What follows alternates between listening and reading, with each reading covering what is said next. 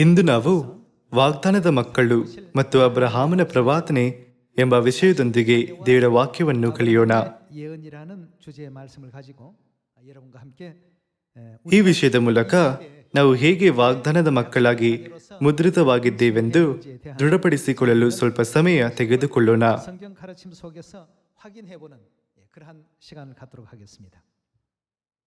ಆಧ್ಯಾತ್ಮಿಕ ಲೋಕದಲ್ಲಿ ತಂದೆ ದೇವರನ್ನು ಮತ್ತು ತಾಯಿ ದೇವರನ್ನು ನಂಬದ ಜನರಿದ್ದಾರೆ. ಹಾಗೂ ತಾಯಿ ದೇವರನ್ನು ನಿರಾಕರಿಸಿ ತಂದೆ ದೇವರನ್ನು ಮಾತ್ರ ನಂಬುವವರಿದ್ದಾರೆ.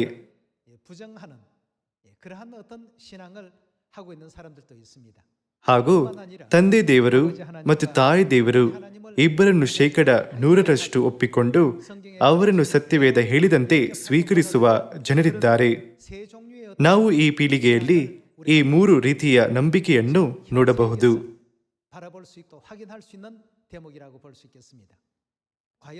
ಈ 3 ರೀತಿಯಲ್ಲಿ ಯಾವ ರೀತಿಯ ಜನರನ್ನು ದೇವರು ವಾಗ್ದಾನದ ಮಕ್ಕಳಂತೆ ಒಪ್ಪಿಕೊಂಡು ಅವರನ್ನು ಪರಲೋಕ ರಾಜ್ಯಕ್ಕೆ ಬಾಧ್ಯರಾಗುವಂತೆ ಮಾಡುವರು? ಇಂದು ನಾವು ಸತ್ಯವೇದದಲ್ಲಿ ಅಬ್ರಹಾಮನ ಇತಿಹಾಸದ ಮೂಲಕ ನಾವು ಹೇಗೆ ವಾಗ್ದಾನದ ಮಕ್ಕಳಾಗಬಹುದೆಂದು ಅರ್ಥ ಮಾಡಿಕೊಳ್ಳೋಣ. ನಿಮಗೆ ಚೆನ್ನಾಗಿ ಗೊತ್ತಿರುವಂತೆ ಮತ್ತಾಯ 13:34 ದೇವರು ಅನೇಕ ಸಾಮರ್ಥಿಗಳನ್ನು ಉಪಯೋಗಿಸಿದರೆಂದು ಬರೆದಿದೆ. ಏದೆನ್ ತೋಟದಲ್ಲಿನ ಆದಾಮ ಹಾಗೂ ಹವ್ವಳ ಇತಿಹಾಸವು ಅವುಗಳಲ್ಲಿ ಒಂದು ಮತ್ತು ಅಬ್ರಹಾಮನ ಕುಟುಂಬದ ಇತಿಹಾಸವು ಒಂದಾಗಿದೆ. ಖಂಡಿತ ಅಬ್ರಹಾಮನ ಕುಟುಂಬ ನಿಜವಾಗಲೂ ಅಸ್ತಿತ್ವದಲ್ಲಿತ್ತು. ದೇವರು ಬಿಡುಗಡೆಯ ಕೆಲಸದ ಬಹಳ ಮುಖ್ಯ ಭಾಗವನ್ನು ಅಬ್ರಹಾಮನ ಕುಟುಂಬದ ಇತಿಹಾಸದಲ್ಲಿ ಹಾಕಿದ್ದಾರೆ. ಅನೇಕ ಸಾಮರ್ಥಿಗಳಲ್ಲಿ ದೇವರು ಅಬ್ರಹಾಮನಿಗೆ ಯಾರ ಪಾತ್ರವನ್ನು ಸೂಚಿಸಲು ಅನುಮತಿಸಿದ್ದಾರೆಂದು ತಿಳಿಯಬೇಕು. ಅಬ್ರಹಾಮನ ಇತಿಹಾಸದ ಮೂಲಕ ದೇವರು ನಮಗೆ ಏನನ್ನು ತಿಳಿಸಲು ಬಯಸುತ್ತಾರೆಂದು ತಿಳಿಯಬೇಕು. ನಾವು ಲೂಕ ಅಧ್ಯಾಯ 16 ನೋಡಿ ಅಬ್ರಹಾಮನ ಆಧ್ಯಾತ್ಮಿಕ ಅರ್ಥವನ್ನು ಹುಡುಕೋಣ. ಲೂಕ 16 ಅಧ್ಯಾಯ 19 ಐಶ್ವರ್ಯವಂತನಾದ ಒಬ್ಬ ಮನುಷ್ಯನಿದ್ದನು. ಅವನು ಸಕಲಾತಿನಯವಾದ ನಾರುಮಡಿ ಮುಂತಾದ ವಸ್ತುಗಳನ್ನು ಧರಿಸಿಕೊಂಡು ಪ್ರತಿದಿನವೂ ವೈಭವದೊಡನೆ ಸುಖ ಸಂತೋಷ ಪಡುತ್ತಿದ್ದನು. ಅವನ ಮನೆ ಬಾಗಿಲಲ್ಲಿ ಲಾಜರನೆಂಬ ಒಬ್ಬ ಭಿಕ್ಷಗಾರನು ಬಿದ್ದುಕೊಂಡಿದ್ದನು. ಇವನು ಮೈತುಂಬ ಹುಣ್ಣಿದವನು. ಐಶ್ವರ್ಯವಂತನ ಮೇಜಿನಿಂದ ಬಿದ್ದ ಎಂಜಲನ್ನು ತಿಂದು ಹಸಿವು ತೀರಿಸಿಕೊಳ್ಳಬೇಕೆಂದಿದ್ದನು. ಇಷ್ಟು ಮಾತ್ರವಲ್ಲದೆ ನಾಯಿಗಳು ಸಹ ಬಂದು ಅವನ ಹುಣ್ಣುಗಳನ್ನು ನೆಕ್ಕುವವು. ಹೀಗಿರುವಲ್ಲಿ ಸ್ವಲ್ಪ ಕಾಲದ ಮೇಲೆ ಆ ಭಿಕ್ಷಗಾರನು ಸತ್ತನು. ದೇವದೂತರು ಅವನನ್ನು ತೆಗೆದುಕೊಂಡು ಹೋಗಿ ಅಬ್ರಹಾಮನ ಎದೆಗೆ ಒರಗಿಸಿದರು. ಆ ಐಶ್ವರ್ಯವಂತನು ಸಹ ಸತ್ತನು. ಅವನಿಗೆ ಉತ್ತರ ಕ್ರಿಯೆಗಳು ಆದವು. ಅವನು ಪಾತಾಳದೊಳಗೆ ಯಾತನೆ ಪಡುತ್ತಾ ಇರುವಲ್ಲಿ ಕಣ್ಣೆತ್ತಿ ದೂರದಿಂದ ಅಬ್ರಹಾಮನನ್ನು ಇವನ ಎದೆಗೆ ಒರಗಿಕೊಂಡಿದ್ದ ಲಾಜರನನ್ನು ನೋಡಿ, ತಂದೆಯೇ ಅಬ್ರಹಾಮನೇ, ನನ್ನ ಮೇಲೆ ದಯವಿಟ್ಟು ಲಾಜರನನ್ನು ಕಳುಹಿಸು. ಅವನು ತನ್ನ ತುದಿ ಬೆರಳನ್ನು ನೀರಿನಲ್ಲಿ ಅದ್ದಿ ನನ್ನ ನಾಲಿಗೆಯನ್ನು ತಣ್ಣಗೆ ಮಾಡಲಿ. ಈ ಉರಿಯಲ್ಲಿ ಸಂಕಟ ಪಡುತ್ತೇನೆ ಎಂದು ಕೂಗಿ ಹೇಳಿದನು. ಯೇಸು ಈ ಸಾಮರ್ಥಿಯನ್ನು ಅಬ್ರಹಾಮನ ಕುರಿತು ಹೇಳಿದರು. ಅದರಲ್ಲಿ ನಮಗೆ ವಿವರಿಸಲು ಕೆಲವು ವಿಷಯಗಳಿದ್ದವು. ಇಲ್ಲಿ ಅತಿ ಮುಖ್ಯ ಭಾಗವು ಯೇಸು ಐಶ್ವರ್ಯವಂತ ಹಾಗೂ ಲಾಜರನ ಮರಣದ ಬಳಿಕದ ಲೋಕದ ಕುರಿತು ವಿವರಿಸುವ ದೃಶ್ಯವಾಗಿದೆ. ಐಶ್ವರ್ಯವಂತನು ಸತ್ತನು ಮತ್ತು ಲಾಜರನು ಕೂಡ ಸತ್ತನು. ಅವರು ಸತ್ತ ಬಳಿಕ ಎಲ್ಲಿಗೆ ಹೋದರು? ಒಬ್ಬನು ನರಕಕ್ಕೆ ಬಿದ್ದನು ಹಾಗೂ ಮತ್ತೊಬ್ಬನು ಅಬ್ರಹಾಮನ ಎದೆಗೆ ಒರಗಿಸಲ್ಪಟ್ಟನು. ನರಕಕ್ಕೆ ಹೋದ ಐಶ್ವರ್ಯವಂತನು ಅಬ್ರಹಾಮನ ಎದೆಗೆ ಒರಗಿಸಲಾದ ಲಾಜರನನ್ನು ನೋಡಿ ಅಸೂಯೆ ಪಟ್ಟು, ತಂದೆಯೇ ಅಬ್ರಹಾಮನೇ ಎಂದು ಕರೆಯುತ್ತಾ ಅಬ್ರಹಾಮನಲ್ಲಿ ಬೇಡಿಕೊಂಡನು. ನಾವು ಭವಿಷ್ಯದಲ್ಲಿ ನಿತ್ಯ ಸ್ವರ್ಗೀಯ ಲೋಕಕ್ಕೆ ಹೋಗುವೆವು. ನಾವು ಈ ಭೂ ಸಂಬಂಧ ಲೋಕದಿಂದ 4 ಅಥವಾ 5ನೇ ಆಯಾಮದ ಲೋಕಕ್ಕೆ ಹೋದಾಗ ಯಾರನ್ನು ಮಾತ್ರ ತಂದೆ ಎಂದು ಕರೆಯಲ್ಪಡಲು ಸಾಧ್ಯ? ದೇವರನ್ನು ಮಾತ್ರ ತಂದೆ ಎಂದು ಕರೆಯಲು ಸಾಧ್ಯ. ಆದರೆ ಇಲ್ಲಿ ಅಬ್ರಹಾಮನು ಏನೆಂದು ಕರೆಯಲ್ಪಟ್ಟಿದ್ದಾನೆ? ಅಬ್ರಹಾಮನನ್ನು ತಂದೆ ಎಂದು ಕರೆಯಲಾಗಿದೆ. ಇದು ಇಲ್ಲಿ ಅಬ್ರಹಾಮನು ಯಾರನ್ನು ಸೂಚಿಸುತ್ತಾನೆ ಎಂದು ತೋರಿಸುತ್ತದೆ. 설명하고 있는 대목입니까? ಅಬ್ರಹಾಮನು ತಂದೆ ಎಂದು ಕರೆಯಲ್ಪಡುವ ದೇವರನ್ನು ಸೂಚಿಸುತ್ತಾನೆ. 이렇게 등장을 시켜 놓았습니다. 자, ಆಗ ನಾವು ಅಬ್ರಹಾಮನ ಕುಟುಂಬದಲ್ಲಿ ನಮ್ಮ ರಕ್ಷಣೆಗೆ ಬಹಳ ಮುಖ್ಯ ವಿಷಯ ಇದೆ ಎಂದು ನಾವು ಅರ್ಥ ಮಾಡಿಕೊಳ್ಳಬಹುದು. 세상 모든 교회 ಇಂದು ಈ ಲೋಕದಲ್ಲಿರುವ ಎಲ್ಲಾ ಸಭೆಗಳು ಅಬ್ರಹಾಮನ ಕುಟುಂಬದ ನಿಜವಾದ ಅರ್ಥವನ್ನು ಅರ್ಥ ಮಾಡಿಕೊಳ್ಳುವುದಿಲ್ಲ. ಹಾಗಾಗಿ ಅವರು ಯಾರನ್ನು ನಂಬಬೇಕು ಎಂದು ಅವರಿಗೆ ಖಚಿತವಿಲ್ಲ. 아니면 ಅವರು ತಂದೆ ದೇವರು ಮತ್ತು ತಾಯಿ ದೇವರನ್ನು ನಂಬಬೇಕಾ ಅಥವಾ ಅವರಲ್ಲಿ ಒಬ್ಬರನ್ನು ಮಾತ್ರ ನಂಬಬೇಕಾ ಎಂದು ಖಚಿತವಿಲ್ಲ. ಅವರು ಈ ವಿಷಯದಲ್ಲಿ ನಿರ್ಧಾರವಿಲ್ಲದವರಾಗಿದ್ದಾರೆ. 통해서 내려 ಈಗ ನಾವು ದೇವರು ಯಾವ ರೀತಿಯಾದ ಮುಕ್ತಾಯವನ್ನು ಕೊಡುತ್ತಾರೆ ಎಂದು ದೃಢಪಡಿಸಿಕೊಳ್ಳೋಣ. ಹಾಗೂ ಈ ಕಾಲದಲ್ಲಿ ವಾಗ್ದಾನದ ಸಂತಾನದಂತೆ ಎಲ್ಲಾ ಕರ್ತವ್ಯಗಳನ್ನು ಸರಿಯಾಗಿ ನಡೆಸೋಣ. ನಿಮಗೆ ಚೆನ್ನಾಗಿ ಗೊತ್ತಿರುವ ಆದಿಕಾಂಡ ಅಧ್ಯಾಯ 15ಕ್ಕೆ ಹೋಗಿ ಅಬ್ರಹಾಮನ ಕುಟುಂಬದ ಇತಿಹಾಸವನ್ನು ನೋಡೋಣ. 15장 한번 찾아보도록 합시다. ಅಬ್ರಹಾಮನ ಕುಟುಂಬದ ಮೂಲಕ ಯಾರು ವಾಗ್ದಾನದ ಮಕ್ಕಳಾಗುವರು ಮತ್ತು ತಂದೆ ದೇವರು ನೆಲೆಸುವ ಪರಲೋಕ ರಾಜ್ಯಕ್ಕೆ ಬಾಧ್ಯರಾಗುವರು ಎಂದು ಅರ್ಥ ಮಾಡಿಕೊಳ್ಳಬಹುದು. ಇಂದು ನಾವು ಇದನ್ನು ಗಮನವಿಟ್ಟು ನೋಡೋಣ. ಆದಿಕಾಂಡ 15ನೇ ಅಧ್ಯಾಯ 1ನೇ ವಚನ. ಈ ಸಂಗತಿಗಳು ನಡೆದ ಮೇಲೆ ಅಬ್ರಾಮನಿಗೆ ದರ್ಶನದಲ್ಲಿ ಯೆಹೋವನ ವಾಕ್ಯ ಉಂಟಾಯಿತು. ಏನೆಂದರೆ, ಅಬ್ರಾಮನೇ, ಭಯಪಡಬೇಡ, ನಾನು ನಿನಗೆ ಗುರಾಣಿಯಾಗಿದ್ದೇನೆ, ನಿನಗೋಸ್ಕರ ಅತ್ಯಧಿಕ ಬಹುಮಾನವು ಇಟ್ಟದೆ ಎಂಬುದೇ. ಅದಕ್ಕೆ ಅಬ್ರಾಮನು, ಕರ್ತನಾದ ಯೆಹೋವನೇ, ನನಗೆ ಏನು ಕೊಟ್ಟರೇನು? 어떠하다고요? ನಾನು ಸಂತಾನವಿಲ್ಲದವನಾಗಿ ಹೋಗುವೆನಾದ್ದರಿಂದ. 라고 했습니다. ಹಳೆ ಕಾಲದಲ್ಲಿ ಮಗು ಸಂತಾನದ ವಿಷಯವು ಜನರ ಜೀವನದಲ್ಲಿ ಬಹಳ ಮುಖ್ಯ ಭಾಗವಾಗಿತ್ತು. 굉장히 참 중요한 어떤 삶에 있어서 굉장히 참 중요한 그 포지션을 차지하고 있었습니다. ನಾನು ಸಂತಾನವಿಲ್ಲದವನಾಗಿ ಹೋಗುವೆನಾದ್ದರಿಂದ, ನನಗೆ ಮಗುವಿಲ್ಲದರಿಂದ ನನ್ನ ಆಸ್ತಿಯೆಲ್ಲ ದಮಸ್ಕದ ಎಲಿಯೇಜರನ ಪಾಲಾಗುವುದಲ್ಲ ಅಂದನು. 표현했습니다. ದೇವರೇ, ನಾನು ಮಗುವನ್ನು ಹೊಂದುವಂತೆ ನೀವು ಅನುಮತಿಸಲಿಲ್ಲ. 뭔가 이제 ನಾನು ಈ ಲೋಕವನ್ನು ಬಿಟ್ಟು ಹೋಗುವ ದಿನ ಹತ್ತಿರ ಬರುವಂತೆ ಕಂಡಂತೆ ನನ್ನ ಆಸೆಗೆ ಬಾಧ್ಯನಾಗಲು ಯಾರಾದರೂ ಬೇಕಾಗಿದೆ. 누군가에게 물려주고 가야 되지 않습니까? ನಾನು ನನ್ನೆಲ್ಲ ಆಸ್ತಿಯನ್ನು ದಮಸ್ಕದ ಎಲಿಯೇಜರನಿಗೆ ಕೊಡುವೆನು ಎಂದು ಅಬ್ರಹಾಮನು ಹೇಳಿದನು. ದೇವರು ಏನೆಂದು ಉತ್ತರಿಸಿದರೆಂದು ನೋಡೋಣ. ವಚನ 3.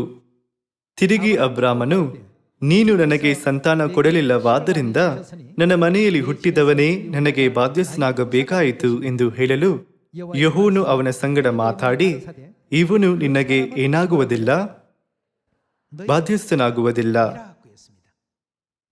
ಲೂಕನ ಶುಭ ಸಂದೇಶ ಅಧ್ಯಾಯ 16ರಲ್ಲಿ ಅಬ್ರಹಾಮನು ದೇವರನ್ನು ಸೂಚಿಸುತ್ತಾನೆಂದು ಯೇಸು ನಮಗೆ ತಿಳಿಸಿದ್ದಾರೆ. 그렇다면 ಅಬ್ರಹಾಮನ ಕುಟುಂಬದ ಕಥೆಯು ಬಹಳ ಮುಖ್ಯ, ಏಕೆಂದರೆ ಅದು ಭವಿಷ್ಯದಲ್ಲಿ ಯಾರು ದೇವರ ರಾಜ್ಯಕ್ಕೆ ಬಾಧ್ಯರಾಗುವರು ಹಾಗೂ ಅವರು ಯಾರ ಮೂಲಕ ಪರಲೋಕದ ಬಾಧ್ಯತೆಯನ್ನು ಸ್ವೀಕರಿಸುತ್ತಾರೆಂದು ವಿವರವಾಗಿ ವಿವರಿಸುತ್ತದೆ. 참으로 중요한 내용이 아닐 수가 없습니다. ಅಬ್ರಹಾಮನು ಎಲಿಯೇಜರನನ್ನು ತನ್ನ ಬಾಧ್ಯನಾಗಲು ಸಲಹೆ ಕೊಟ್ಟಾಗ ದೇವರು ಅವನನ್ನು ಅನುಮೋದಿಸಲಿಲ್ಲ. ಅವನು ನಿನ್ನ ಬಾಧ್ಯಸ್ಥನಾಗುವುದಿಲ್ಲ ಎಂದು ದೇವರು ಹೇಳಿದರು. ಇದರ ಅರ್ಥ ಅವನು ದೇವರ ರಾಜ್ಯಕ್ಕೆ ಬಾಧ್ಯನಾಗಲು ಯೋಗ್ಯವಾದವನಲ್ಲ ಎಂಬುದಾಗಿದೆ. 적절하다. ವಚನ 4ರಲ್ಲಿ ಕಾರಣವನ್ನು ನೋಡೋಣ. 우리가 보면 여호와의 ಇವನು ನಿನಗೆ ಬಾಧ್ಯಸ್ಥನಾಗುವುದಿಲ್ಲ, 그 사람은 ನಿನ್ನ ಹೊಟ್ಟೆಯಲ್ಲೇ ಹುಟ್ಟುವವನು ನಿನಗೆ ಬಾಧ್ಯಸ್ಥನಾಗುವನು ಎಂದು ಹೇಳಿ 후사가 ಅವನನ್ನು ಹೊರಗೆ ಕರೆತಂದು, 되를 이끌고 밖으로 ಆಕಾಶದ ಕಡೆಗೆ ನೋಡು, 나를 우르러 무뼈 ನಕ್ಷತ್ರಗಳನ್ನು ಲೆಕ್ಕಿಸುವುದು ನಿನ್ನಿಂದಾದರೆ ಲೆಕ್ಕಿಸು, 내 자손 ನಿನ್ನ ಸಂತಾನವು ಅಷ್ಟಾಗುವುದು ಅಂದನು. 하늘의 무별같이 ನಾನು ನಿನ್ನ ಸಂತಾನವನ್ನು ಆಕಾಶದ ನಕ್ಷತ್ರಗಳಷ್ಟು ಮಾಡುವೆನು. 선하지 아니 ಆದರೆ ನಿನ್ನ ಹೊಟ್ಟೆಯಿಂದ ಹುಟ್ಟದ ಎಲಿಯೇಜರನು ನಿನ್ನ ಬಾಧ್ಯನಾಗಲು ಎಂದಿಗೂ ಸಾಧ್ಯವಿಲ್ಲ. 그 후사가 될 수 없는 이유를 설명했습니다. ಅವನ ಬಾಧ್ಯನಾಗಲು ಬೇಕಾದ ಅವಶ್ಯಕತೆಯಂತೆ ಅವನು ಅಬ್ರಹಾಮನ ಹೊಟ್ಟೆಯಿಂದ ಹುಟ್ಟಬೇಕು ಎಂದು ಸಲಹೆ ಕೊಟ್ಟರು. 반드시 ಅವನು ನಿನ್ನ ಮಗುವಾಗಿರಬೇಕು ಎಂದು ದೇವರು ಹೇಳಿದರು. ಹಾಗಾಗಿ ಅಬ್ರಹಾಮನು ದೇವರು ತನ್ನ ಸಂತತಿಯನ್ನು ಆಕಾಶದ ನಕ್ಷತ್ರಗಳಂತೆ ಅನೇಕರನ್ನಾಗಿ ಮಾಡುವರು ಎಂದು ನಂಬುತ್ತಾ ಬಹಳ ಕಾಲ ಕಾಯುತ್ತಿದ್ದನು. 또 많은 시간을 기다리게 됩니다. ಅಧ್ಯಾಯ 16ಕ್ಕೆ ಹೋಗೋಣ. ಅಬ್ರಹಾಮನ ಕುಟುಂಬದಲ್ಲಿ ತನ್ನ ಬಾಧ್ಯನಾಗಿ ಎರಡನೇ ಅಭ್ಯರ್ಥಿ ಕಾಣಿಸಿಕೊಳ್ಳುತ್ತಾನೆ. 후보자가 이제 ಅಧ್ಯಾಯ 16 ವಚನ 1. ಅಬ್ರಹಾಮನ ಹೆಂಡತಿಯಾದ ಸಾರಯಳಿಗೆ ಮಕ್ಕಳಿರಲಿಲ್ಲ. ಆಕೆಗೆ ಐಗುಪ್ತ ದೇಶದವಳಾದ ಹಾಗರಲೆಂಬ ದಾಸಿ ಇದ್ದಳು. 하갈이 ಹೀಗಿರಲಾಗಿ ಸಾರಯಲು ಅಬ್ರಾಮನಿಗೆ, ಯೆಹೋವನು ನನಗೆ ಮಕ್ಕಳನ್ನು ಕೊಡಲಿಲ್ಲವಷ್ಟೇ, ನೀನು ನನ್ನ ದಾಸಿಯ ಬಳಿಗೆ ಹೋಗಬೇಕು, ಒಂದು ವೇಳೆ ಅವಳ ಮೂಲಕ ನನಗೆ ಸಂತಾನವಾದೀತು ಎಂದು ಹೇಳಲು ಅಬ್ರಾಮನು ಆಕೆಯ ಮಾತಿಗೆ ಸಮ್ಮತಿಪಟ್ಟನು. ಅಬ್ರಾಮನು 10 ವರ್ಷ ಕಾನಾನ್ ದೇಶದಲ್ಲಿ ವಾಸಿಸಿದ ಮೇಲೆ ಅವನ ಹೆಂಡತಿಯಾದ ಸಾರಯಳು ಐಗುಪ್ತ್ಯಳಾದ ಹಾಗರಳೆಂಬ ದಾಸಿಯನ್ನು ಕರೆದು ತನ್ನ ಗಂಡನಿಗೆ ಹೆಂಡತಿಯಾಗಿ ಒಪ್ಪಿಸಿದಳು. ಅವನು ಹಾಗರಳನ್ನು ಕೂಡಲು ಬಸುರಾದಳು. ತಾನು ಬಸುರಾದನೆಂದು ತಿಳಿದುಕೊಂಡಾಗ ಅವಳು ಯಜಮಾನಿಯನ್ನು ತಾತ್ಸಾರ ಮಾಡಿದಳು. 이렇게 해서 이제 결국 ಈ ರೀತಿ ಅಬ್ರಹಾಮನು ದಾಸಿಯಾದ ಹಾಗರಳ ದೇಹದ ಮೂಲಕ ಒಂದು ಮಗುವನ್ನು ಪಡೆದುಕೊಂಡನು. ವಚನ 15. 5절로 넘어가겠습니다. ಹಾಗರಳು ಅಬ್ರಹಾಮನಿಂದ ಮಗನನ್ನು ಹೆತ್ತಳು. ಅಬ್ರಾಮನು ಅವನಿಗೆ ಏನೆಂದು 그 아들을 이름하여 뭐라고요? ಇಷ್ಮಾಯೇಲ್ ಎಂದು ಹೆಸರಿಟ್ಟನು. 다 구했으니까 ನಿನ್ನ ಹೊಟ್ಟೆಯಿಂದ ಹುಟ್ಟಿದವನೇ ನಿನಗೆ ಬಾಧ್ಯನಾಗುವನು ಎಂದು ದೇವರು ಹೇಳಿರುವುದರಿಂದ ಇಷ್ಮಾಯೇಲನು ಅಬ್ರಹಾಮನ ಹೊಟ್ಟೆಯಿಂದ ಹುಟ್ಟಿದನು. ಅವನೇ ಆತನ ಬಾಧ್ಯನಾಗಿರಬೇಕಾಗಿತ್ತು. ಎಷ್ಟಾದರೂ ದೇವರು ಇಷ್ಮಾಯೇಲನನ್ನು ಸಹ ಅವನ ಬಾಧ್ಯನಾಗಿ ಒಪ್ಪಿಕೊಳ್ಳಲಿಲ್ಲ. ಅದಕ್ಕೆ ಒಂದು ಕಾರಣವಿದೆ. ಈಗ 3ನೇ ಅಭ್ಯರ್ಥಿ ಕಾಣಿಸಿಕೊಳ್ಳುತ್ತಿದ್ದಾನೆ. ಮೊದಲನೇ ಅಭ್ಯರ್ಥಿಯು ಎಲಿಯೇಜರನು, 엘리에셀이었고 2ನೇಯವನು ಇಷ್ಮಾಯೇಲ್. ಹಾಗೂ ಇಲ್ಲಿ ದೇವರು 3ನೇ ಅಭ್ಯರ್ಥಿಯ ಕುರಿತು ವಿವರಿಸಿದ್ದಾರೆ. ಅಧ್ಯಾಯ 17 ವಚನ 15. ಇದಲ್ಲದೆ ದೇವರು ಅಬ್ರಹಾಮನಿಗೆ, ನೀನು ಇನ್ನು ಮುಂದೆ ನಿನ್ನ ಪತ್ನಿಯನ್ನು ಸಾರೇಳೆಂದು ಕರೆಯದೆ ಸಾರಾ ಎಂದು ಕರೆಯಬೇಕು. ನಾನು ಆಕೆಯನ್ನು ಆಶೀರ್ವದಿಸಿ ಆಕೆಯಲ್ಲಿ ನಿನಗೆ ಮಗನನ್ನು ಕೊಡುವೆನು. 사라가 ಆಗಿನ ತನಕ ಸಾರಳು ಗರ್ಭವತಿಯಾಗಲು ಸಾಧ್ಯವಾಗಿರಲಿಲ್ಲ. 입장이 되었습니다. ಎಷ್ಟಾದರೂ ದೇವರು ಆಕೆಯನ್ನು ಆಶೀರ್ವದಿಸಿ ಆಕೆಯಲ್ಲಿ ಅಬ್ರಹಾಮನಿಗೆ ಒಂದು ಮಗನನ್ನು ಕೊಡುವುದಾಗಿ ಹೇಳಿದರು. 내가 ನಾನು ಆಕೆಯನ್ನು ಆಶೀರ್ವದಿಸಿದ್ದರಿಂದ ಆಕೆಯಿಂದ ಅನೇಕ ಜನಾಂಗಗಳು ಅರಸರು ಉತ್ಪತ್ತಿಯಾಗುವರು ಎಂದು ಹೇಳಲು ವಚನ 17. ಅಬ್ರಹಾಮನು ಅಡ್ಡ ಬಿದ್ದು ನಕ್ಕು, 100 ವರ್ಷದವನಿಗೆ ಮಗ ಹುಟ್ಟುವುದುಂಟೆ, 90 ವರ್ಷದವಳಾದ ಸಾರಳು ಹೆತ್ತಾಳೆ ಎಂದು ಮನಸ್ಸಿನಲ್ಲಿ ಅಂದುಕೊಂಡು ದೇವರಿಗೆ, ಇಷ್ಮಾಯೇಲನಿದ್ದಾನಲ್ಲ, ಅವನೇ ನಿನ್ನ ದಯೆ ಹೊಂದಿ ಬಾಳಲಿ ಎನ್ನಲು. ನೀವು ನನಗೆ ಇಷ್ಮಾಯೇಲನ್ನು ಕೊಟ್ಟಿದ್ದೀರಿ, ಹಾಗಾಗಿ ನಾನು ಅವನನ್ನು ಬಾಧ್ಯನಾಗಿ ಮಾಡಿ ಅವನು ನನ್ನ ಆಸ್ತಿಗೆಲ್ಲ ಬಾಧ್ಯನಾಗಲಿ ಅಲ್ಲವೇ ಅಂದನು. ಆದರೆ ಅಬ್ರಹಾಮನು ದೇವರಲ್ಲಿ ಆ ಪ್ರಶ್ನೆ ಕೇಳಿದಾಗ ದೇವರು ಏನೆಂದು ಉತ್ತರಿಸಿದರೆಂದು ನೋಡೋಣ. ವಚನ 19. 하나님이 ಎನ್ನಲು ದೇವರು ಏನೆಂದು ಹೇಳಿದರು? 아니라고 했어요. ಹಾಗಲ್ಲ. 자, 아니라고 ದೇವರು ಅವನನ್ನು ನಿರಾಕರಿಸಲು ಖಂಡಿತ ಒಂದು ಕಾರಣವಿದೆ.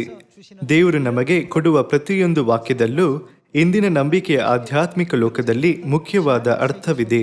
ನಾವು ಅದನ್ನು ಅರ್ಥ ಮಾಡಿಕೊಳ್ಳಬೇಕು. 우리가 또 아셔야 되겠습니다. ದೇವರು, ಹಾಗಲ್ಲ, ನಿನ್ನ ಪತ್ನಿಯಾದ ಸಾರಳಲ್ಲಿಯೇ ನಿನ್ನಿಂದ ಮಗನು ಹುಟ್ಟುವನು, ಅವನಿಗೆ ಏನೆಂದು ಈಸಾಕನೆಂದು ಹೆಸರಿಡಬೇಕು. ಅವನ ಸಂಗಡ ನನ್ನ ಒಡಂಬಡಿಕೆಯನ್ನು ಸ್ಥಾಪಿಸಿಕೊಳ್ಳುವೆನು, ಅದು ಅವನ ಸಂತತಿಯವರಲ್ಲಿಯೂ ಶಾಶ್ವತವಾಗಿರಬೇಕು. ಹೀಗೆ ದೇವರು ಈಸಾಕನೊಂದಿಗೆ ಒಡಂಬಡಿಕೆಯನ್ನು ಮಾಡಿಕೊಳ್ಳುವರು, ಹಾಗೂ ಈಸಾಕನೇ ಅವನ ಬಾಧ್ಯನಾಗುವನು ಎಂದು ಅಬ್ರಹಾಮನಿಗೆ ಬೇಕಾದಷ್ಟು ವಿವರಣೆ ಕೊಟ್ಟರು. ವಚನ 20. ಇಷ್ಮಾಯೇಲನ ವಿಷಯದಲ್ಲಿ ನೀನು ಮಾಡಿದ ಬಿನ್ನಹವನ್ನು ಕಿವಿಗೊಟ್ಟು ಕೇಳಿದ್ದೇನೆ. ಅವನನ್ನು ಆಶೀರ್ವದಿಸಿದ್ದೇನೆ, ಅವನನ್ನು ಅಭಿವೃದ್ಧಿ ಮಾಡಿ ಅವನಿಗೆ ಅತ್ಯಧಿಕವಾದ ಸಂತಾನವನ್ನು ಕೊಡುವೆನು. ಅವನು 12 ಮಂದಿ ಅರಸರನ್ನು ಪಡೆಯುವನು, ಅವನಿಂದ ದೊಡ್ಡ ಜನಾಂಗವಾಗುವಂತೆ ಮಾಡುವೆನು. ಆದರೆ ಆನನ ಒಡಂಬಡಿಕೆಯನ್ನು ಈಸಾಕನ ಸಂಗಡಲೇ ಸ್ಥಾಪಿಸಿಕೊಳ್ಳುತ್ತೇನೆ. ಬರುವ ವರ್ಷ ಇದೇ ಕಾಲದಲ್ಲಿ ಸಾರಲು ಅವನನ್ನು ಹೆರುವಳು ಅಂದನು. ಆಗ ದೇವರು ಅಬ್ರಹಾಮನ ಸಂಗಡ ಮಾತಾಡುವುದನ್ನು ಮುಗಿಸಿ ಅವನ ಬಳಿಯಿಂದ ಮೇಲಕ್ಕೆ ಹೋದನು. ಆದಿಕಾಂಡ ಅಧ್ಯಾಯ 15ರಿಂದ 17 ಸಂಕ್ಷಿಪ್ತವಾಗಿ ಹೇಳುತ್ತೇನೆ. ಅಬ್ರಹಾಮನ ಕುಟುಂಬದಲ್ಲಿ ಅಬ್ರಹಾಮನ ಆಸ್ತಿಗೆ ಬಾಧ್ಯನಾಗಲು ಬಾಧ್ಯಸ್ಥರಾಗಿ 3 ಅಭ್ಯರ್ಥಿಗಳಿದ್ದರು. 자가 있었습니다. ಅವರಲ್ಲಿ ಒಬ್ಬನು ಎಲಿಯೇಜರನು, 에셀이었고 2ನೇಯವನು ಯಾರು? 누구예요? ಇಷ್ಮಾಯೇಲನು. 이스마엘이었고 3ನೇಯವನು ಯಾರು? ಈಸಾಕನು. ಮೊದಲನೇ ಅಭ್ಯರ್ಥಿಯಾದ ಎಲಿಯೇಜರನ ಕುರಿತು ದೇವರು ಅವನು ಏಕೆ ಬಾಧ್ಯಸ್ಥನಾಗಲಿಲ್ಲ ಎಂಬ ಕಾರಣವನ್ನು ವಿವರಿಸಿದ್ದಾರೆ. 내 몸에서 ಅವನು ನಿನ್ನ ಹೊಟ್ಟೆಯಲ್ಲಿ ಹುಟ್ಟದ ಕಾರಣ ಅವನು ನಿನ್ನ ಬಾಧ್ಯಸ್ಥನಾಗಲು ಸಾಧ್ಯವಿಲ್ಲ ಎಂದು ದೇವರು ಹೇಳಿದರು. 내 피를 ಅವನು ಅಬ್ರಹಾಮನ ಮಾಂಸ ಹಾಗೂ ರಕ್ತವನ್ನು ಸ್ವೀಕರಿಸದೇ ಇರುವುದರಿಂದ ದೇವರು ಅವನನ್ನು ತಿರಸ್ಕರಿಸಿದರು. ಈ ಲೋಕದಲ್ಲಿ ಅನೇಕ ಜನರು ತಂದೆ ದೇವರನ್ನು ನಂಬುವುದಿಲ್ಲ, 아버지의 존재 ತಾಯಿ ದೇವರನ್ನು ನಂಬುವುದಿಲ್ಲ. 않고 이 세상을 살아가는 많은 사람들이 있습니다. 그들이 ಇವರು ಎಲಿಯೇಜರನಂತೆ ಇದ್ದಾರೆ. 라고 보셔야 되겠습니다. 예. 근데 ಎರಡನೇ ಅಭ್ಯರ್ಥಿಯಾದ ಇಷ್ಮಾಯೇಲನಿಗಾದರೂ ಅವನ ತಂದೆ ಸ್ವತಂತ್ರ ಪುರುಷನಾದ ಅಬ್ರಹಾಮನಾಗಿದ್ದ. ಆದರೆ ಅವನ ತಾಯಿ ಯಾರಾಗಿದ್ದಳು? ಅವನ ತಾಯಿ ಸ್ವತಂತ್ರ ಸ್ತ್ರೀಯಾಗಿರಲಿಲ್ಲ, ಆಕೆ ದಾಸಿಯಾಗಿದ್ದಳು. ದೇವರು ಅವನನ್ನು ತಿರಸ್ಕರಿಸಿದರು. 하나님께서 ದೇವರು ಇವೆಲ್ಲ ನಿರ್ಧಾರಗಳನ್ನು ಮಾಡಿ ಬಾಧ್ಯಸ್ಥನನ್ನು ಆಯ್ಕೆ ಮಾಡಿದರು. ಅಬ್ರಹಾಮನ ಬಾಧ್ಯಸ್ಥರಿಗೆ ಅವಶ್ಯಕತೆಗಳನ್ನು ದೇವರೇ ಮಾಡಿದರು. 하나님께서 하셨던 것입니다. ದೇವರು ಇವನು ನಿನಗೆ ಬಾಧ್ಯಸ್ಥನಾಗುವುದಿಲ್ಲ ಎಂದು ಹೇಳುತ್ತಾ ಇಷ್ಮಾಯೇಲನನ್ನು ತಿರಸ್ಕರಿಸಿದರು. ಇಂದು ಅನೇಕ ಜನರು ಇಷ್ಮಾಯೇಲನಂತೆ ನಂಬಿಕೆಯ ಜೀವನ ಜೀವಿಸುತ್ತಾರೆ. 영적 세계 속에 이 지상에는 ಅವರು ನಾನು ದೇವರನ್ನು ನಂಬುತ್ತೇನೆ, ನಾನು ದೇವರನ್ನು ತಂದೆ ಎಂದು ಒಪ್ಪಿಕೊಳ್ಳಲು ಸಾಧ್ಯ, ಆದರೆ ನಾನು ದೇವರನ್ನು ತಾಯಿ ಎಂದು ಒಪ್ಪಿಕೊಳ್ಳಲು ಸಾಧ್ಯವಿಲ್ಲ ಎಂದು ಹೇಳುತ್ತಾರೆ. ಅಂತಹ ಜನರು ಇಷ್ಮಾಯೇಲನ ರೀತಿಯ ಜನರಿಗೆ ಒಳಪಡುವ ಜನರಾಗಿದ್ದಾರೆ.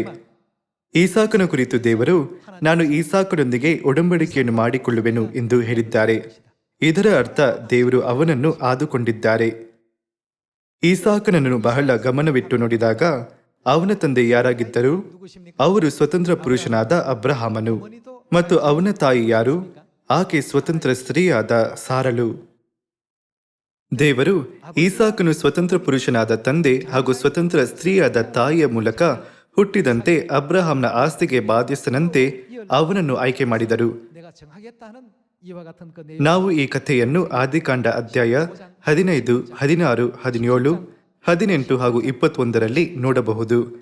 등지에서 다 이렇게 볼 수 있는 대목이 되겠습니다. ಈಸಾಕನ ತಂದೆ ಸ್ವತಂತ್ರ ಪುರುಷನಾಗಿದ್ದ ಮತ್ತು ಅವನ ತಾಯಿ ಕೂಡ ಸ್ವತಂತ್ರ ಸ್ತ್ರೀಯಾಗಿದ್ದಳು. ಹಾಗಾದರೆ ಇದು ಆಧ್ಯಾತ್ಮಿಕ ಲೋಕದಲ್ಲಿ ಹೇಗೆ ಅನ್ವಯಿಸುತ್ತದೆ? ತಂದೆ ದೇವರು ಹಾಗೂ ತಾಯಿ ದೇವರು ಇಬ್ಬರನ್ನು ಒಪ್ಪಿಕೊಳ್ಳುವವರು ವಾಗ್ದಾನದ ಮಕ್ಕಳಾಗಿ ದೇವರ ರಾಜ್ಯಕ್ಕೆ ಬಾಧ್ಯರಾಗಬಹುದು. 하나님의 약속을 물려받을 수 있는 바로 약속의 자녀가 되는 것입니다. ಈಸಾಕನ ತಾಯಿ ಸಾರಲಾಗದೆ ಹೋಗಿದ್ದರೆ ಅವನು ಅಬ್ರಹಾಮನ ಆಸ್ತಿಯನ್ನು ಸ್ವೀಕರಿಸುತ್ತಿದ್ದಾನೆಂದು ನಿಮಗೆ ಎನಿಸುತ್ತದಾ? 한다면 비록 이삭이라고 할지라도 아브라함의 가정의 유업을 물려받을 수 있었겠습니까? ಈಸಾಕ ಹಾಗೂ ಇಷ್ಮೇಲ್ ಇಬ್ಬರು ಅಬ್ರಹಾಮನ ಮಕ್ಕಳಾಗಿದ್ದರು. ಅವರಿಬ್ಬರು ಅಬ್ರಹಾಮನ ಹೊಟ್ಟೆಯಿಂದ ಬಂದವರೇ. ಆದರೆ ಅವರಿಬ್ಬರ ನಡುವೆ ಇದ್ದ ವ್ಯತ್ಯಾಸವೇನು? ಅವರ ತಾಯಿಂದಿರು ಬೇರೆಯಾಗಿದ್ದರು. 근데 ನೀವು ಅಧ್ಯಾಯಿಸುತ್ತಾ ಚೆನ್ನಾಗಿ ಕಲಿತಂತೆ ಇಸ್ರೇಲಿನಲ್ಲಿ ಚೊಚ್ಚಲ ಮಗು ತನ್ನ ಕುಟುಂಬದ ಇಡೀ ಆಸ್ತಿಗೆ ಬಾಧ್ಯನಾಗುತ್ತಿದ್ದನು. 유업은 다 물려지게 돼 있었습니다. ಅಬ್ರಹಾಮನ ಚೊಚ್ಚಲ ಮಗನು ಈಸಾಕನಿಗಿಂತ 14 ವರ್ಷ ಮೊದಲೇ ಹುಟ್ಟಿದ ಇಷ್ಮಾಯೇಲನಾಗಿದ್ದನು. 근데 ಆದರೆ ಸಾರಳಿಗೆ ಯಾರು ಚೊಚ್ಚಲ ಮಗನಾಗಿದ್ದನು? 누구 외에는 없었습니까? ಈಸಾಕನು. 밖에는 없었습니다. ದೇವರು ಪಿತೃ ಸಂತತಿಯ ಅವಶ್ಯಕತೆಯನ್ನು ಮಾಡಿದರು. ಆದರೆ ಬಾಧ್ಯತೆಯನ್ನು ನಿರ್ಧರಿಸಿದ ಕೊನೆಯ ಸಾಲು ಅವರ ತಾಯಿ ಯಾರು ಎಂಬುದಾಗಿತ್ತು. 나이는 어머니가 누구인가에 의해서 결국 유업자를 결정지어 주었습니다. ಎಲ್ಲವೂ ಪಿತೃ ಸಂತತಿಯ ಪ್ರಕಾರವೇ ನಿರ್ಧರಿಸಲ್ಪಟ್ಟಿದ್ದರೆ ಈಸಾಕನು ಚೊಚ್ಚಲ ಮಗನಾಗಿ ತನ್ನ ತಂದೆಯ ಆಸ್ತಿಯನ್ನು ಸ್ವೀಕರಿಸುತ್ತಿರಲಿಲ್ಲ. 유업을 이어받을 수가 없습니다. ಎಷ್ಟಾದರೂ ತನ್ನ ತಾಯಿಯಾದ ಸಾರಳ ಮೂಲಕ ದೇವರು ಅವನನ್ನು ವಾಗ್ದಾನದ ಮಗುವಾಗಿ ಒಪ್ಪಿಕೊಂಡು ಈಸಾಕನಿಗೆ ಅಬ್ರಹಾಮನ ಕುಟುಂಬದ ಎಲ್ಲ ಆಸ್ತಿಯನ್ನು ಸ್ವೀಕರಿಸುವ ಅಧಿಕಾರ ಕೊಟ್ಟರು. 가정의 유업을 물려받을 수 있는 권한을 주게 된 것입니다. ಹಾಗಾದರೆ ಈ ಕಥೆಯಲ್ಲಿ ದೇವರ ಚಿತ್ತವೇನು? ಇದರ ಮೂಲಕ ದೇವರು ಯಾವ ಆಧ್ಯಾತ್ಮಿಕ ವಿಷಯವನ್ನು ವಿವರಿಸಲು ಬಯಸುತ್ತಾರೆ? ನಾವೆಲ್ಲರೂ ಪಾಪಿಗಳು. ನಾವು ಪರಲೋಕದಲ್ಲಿ ಪಾಪ ಮಾಡಿ ಈ ಭೂಮಿಗೆ ಬಂದೆವು. ನಾವು ಪಾಪ ಹಾಗೂ ಮರಣದ ಸರಪಳಿಯಿಂದ ಮುಕ್ತರಾಗಲು ಆಗದು. 그 굴레에서 자유로울 수가 없습니다. ಎಷ್ಟಾದರೂ ನಮ್ಮ ಪರಲೋಕದ ತಂದೆ ಮತ್ತು ತಾಯಿ ಹೇಗಿದ್ದಾರೆ? ಅವರು ಸ್ವತಂತ್ರರು. ಅವರು ಪಾಪ ಮತ್ತು ಮರಣದ ಶಕ್ತಿಯ ಕೆಳಗೆ ಬಂಧಿತರಾಗಿಲ್ಲ. 속박당하지 아니하시고 ಅವರು ಈ ಭೂಮಿಗೆ ಬಂದ ಕಾರಣವು ಅವರು ಪಾಪ ಮಾಡಿದರಿಂದಲ್ಲ. ಅವರು ಬಂದು ನಮ್ಮನ್ನು ರಕ್ಷಿಸಲು ಶರೀರದ ಗೂಡಾರ ಹಾಕಿಕೊಂಡಿದ್ದಾರೆ. ಹಾಗಾಗಿ ಸತ್ಯವೇದವು ಆಕೆ ಸ್ವತಂತ್ರಳು ಎಂದು ಒತ್ತಿ ಹೇಳುತ್ತದೆ. ನಮ್ಮಲ್ಲಿ ಪರಲೋಕದ ತಂದೆ ಮತ್ತು ಪರಲೋಕದ ತಾಯಿಯಲ್ಲಿ ಪರಿಪೂರ್ಣ ನಂಬಿಕೆ ಇಲ್ಲದಿದ್ದರೆ ನಾವು ಈಸಾಕನಂತೆ ಎಂದಿಗೂ ಆಗಲು ಸಾಧ್ಯವಿಲ್ಲ. 같은 자가 될 수가 없습니다. ಗಲಾತ್ಯದವರಿಗೆ 4ನೇ ಅಧ್ಯಾಯ 28 ನೋಡೋಣ. 28절의 말씀 보시면 내 ಸಹೋದರರೇ, ನಾವು ಈಸಾಕನಂತೆ ಯಾರಾಗಿದ್ದೇವೆ? ವಾಗ್ದಾನದ ಫಲವಾಗಿ ಹುಟ್ಟಿದ ಮಕ್ಕಳಾಗಿದ್ದೇವೆ. ನಾವು ಯಾವ ವಾಗ್ದಾನವನ್ನು ಸ್ವೀಕರಿಸಿದ್ದೇವೆ? 아브라함의 가정에게 ದೇವರು ಈಸಾಕನಿಗೆ ಅಬ್ರಹಾಮನ ಆಸ್ತಿಗೆ ಬಾಧ್ಯಸ್ಥನಾದ ವಾಗ್ದಾನ ಮಾಡಿದಂತೆ ನಾವು ಈಸಾಕನಂತೆ ವಾಗ್ದಾನದ ಮಕ್ಕಳು, ಏಕೆಂದರೆ ನಾವು ಸ್ವತಂತ್ರರಾದ ತಂದೆ ದೇವರನ್ನು ನಂಬುತ್ತೇವೆ ಹಾಗೂ ಸ್ವತಂತ್ರರಾದ ತಾಯಿ ದೇವರನ್ನು ನಂಬುತ್ತೇವೆ.